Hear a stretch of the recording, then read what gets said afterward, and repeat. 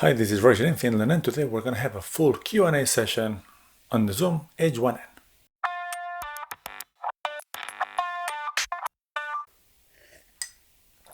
Hi Mike, I hope you're having a good coffee. And for the impatient ones, I recommend you that you go through the sections that are more relevant for you. You can find them in the timestamps below, and here we're going to be covering settings, inputs and outputs, as an interface, different use cases, usability, accessories, and finally power. But now let's go for some more details.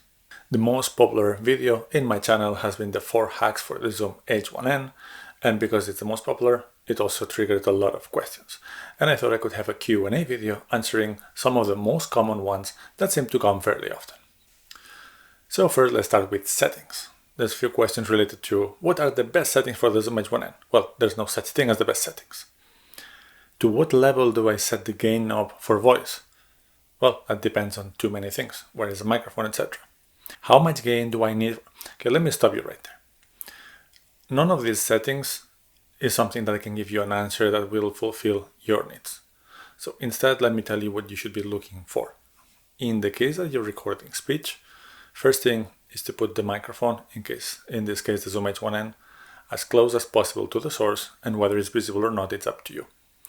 As close as possible should mean somewhere around 30 centimeters, half a meter, somewhere between 1 and 2 feet in imperial talk. And then try to get the peaks of your voice somewhere between -6 and -12.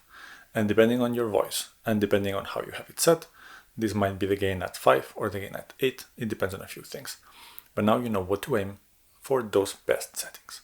Then there's some other settings like the recording ones. So, waveform is better quality because it has more information than MP3, but for most use cases, MP3 will be just good enough. How I record is usually MP3 192 kilobits per second at 44.1 kilohertz, and with that, I get definitely good enough quality for my needs. Then let's get to the input and output. So there are a few questions related to using simultaneously the XY microphone from the Zoom H1n and another microphone plugged in. Some of the questions are, can I record both at the same time? And some of the questions is how to disable the other one. So the answer here is that the Zoom H1n is a single track stereo recorder, which will record either the XY microphone or whatever other microphone you have plugged in the mic in. It cannot record both, and you don't need to do absolutely anything. So as soon as you plug a microphone in the mic in of the H1n, the XY microphone is disabled, and the gain knob now acts on that microphone input. Does the line input accept headphone level signals? Yes, it does. Tested myself, works just fine. How do I connect this to a camera? You just need a 3.5 to 3.5 millimeter extension cord, TRS, and plug the line out from the Zoom H1n into the microphone in of your camera. Set the levels accordingly, and you're good to go. Then some questions related to using the Zoom H1n as an audio interface. The first one would be, can you record internally at the same time that you use it as an interface? The answer is no. The Zoom H1n, and that works the same way than the Zoom H5, when they're being used as an audio interface, that's it. There's no internal recording available. Second question, can I use it with an Android device as an audio interface? No, you can't. You can use it only with iOS devices, and then with computers, both PC and Mac. Can I use the Zoom H1n as a microphone for my online calls, like Zoom, Meet type of meetings? When using it as an audio interface, yes, you can. I have a full video going into detail, so please check the link down below for how to set up the Zoom H1n for that particular purpose. Then there were a few comments or questions related to use cases. People were happy to see that you can mount it on top of your camera and using as your vlogging microphone, but there was one particular question that I thought I would take into this video. Can you use the Zoom H1n in a film set? And the answer is, well, yes, you can. I wouldn't pair it with an Arri Alexa, if so, but I have used the Zoom H1n on occasion when making short films. And if you want to see somebody that actually knows what he's doing and making films and short films and using the Zoom H1, not even the H1n, please check D4 Darius because he has quite a few videos on using the H1n, particularly for film making purposes. Then a couple of questions related to usability. I mentioned that it has the lock button, which locks basically all the buttons so that if you put it in your pocket, you're not going to be messing around with the settings. But somebody pointed out, and rightfully so, that the gain knob is not affected by that. The gain knob is fully analog mechanical knob in there, and you can turn it even if the lock is set. So that's something to take into account. Can you still use the device? Yes, I have. I've been putting it into my pocket for situations like this one, so I'm not moving around, and it works just fine. But if you're going to be having a talent or an actor or yourself moving around a lot, maybe then I would use a piece of tape once you have the gain set.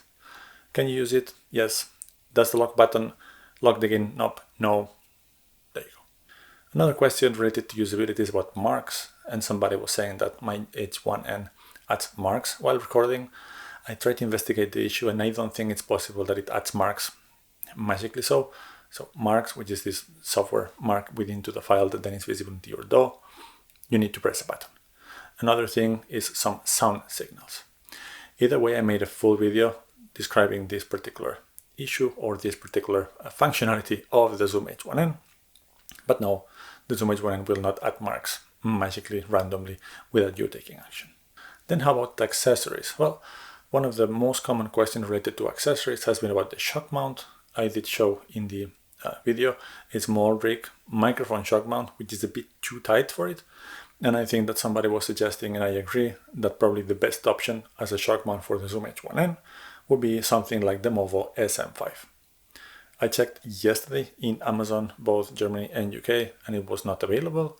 So you'll have to find something similar. There's a Rycote option that goes up to 60 euros, which sounds a little bit overkill for a €100 recorder, but that style of shock mount I think would be the best. And here I can see the use case as you're in the field recording nature sounds and whatnot. Or even if you would have the Zoom H1n, I don't know, attached to a table and you don't want that any bouncing on the table, then it's noticeable.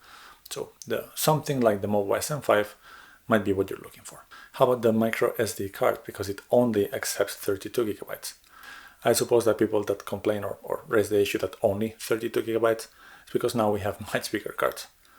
But in 32 gigabytes, you can record up to 15 hours at the most best quality recording that this device does, which is most likely way more than your camera will be recording anyway. And if you put it at MP3 192 kilobits per second, which is good enough, or definitely more than good enough, you can record more than 350 hours, which is insane. So to me, no, 32 gigabytes is not really a limitation. And finally, the last question related to accessories is what kind of boom arm do I use?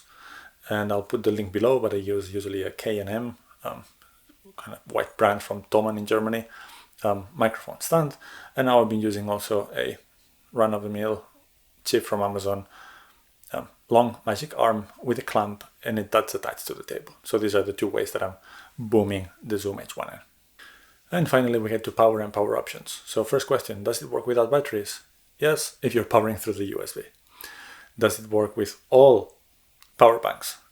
I can't answer that question because that would mean that I have tested them all. But the spec says that it needs 5 volt and 1 amp, and many, at least the 2 power banks that I have home, which are from Anker, both of them deliver 5 volts and 2.4 amps, which is definitely more than enough to get this running. Can it be plugged to a wall outlet, and how? Yes, it can. And basically it works with any phone charger that you might have lying around, and then you just need the USB to micro USB cable to plug the Zoom H1n. And to me, that's a really, really practical way for these type of setups. So you just can forget totally about the batteries. And that's it for today. So we answered some of the questions related to the Zoom H1n that have come either through the review itself or through the video about the 4 hacks. I recommend that you watch my other videos on the H1n to get some more ideas on how to use the device. It's a great little device that does a lot for its price. And I hope you liked this video. If you did, please like and subscribe.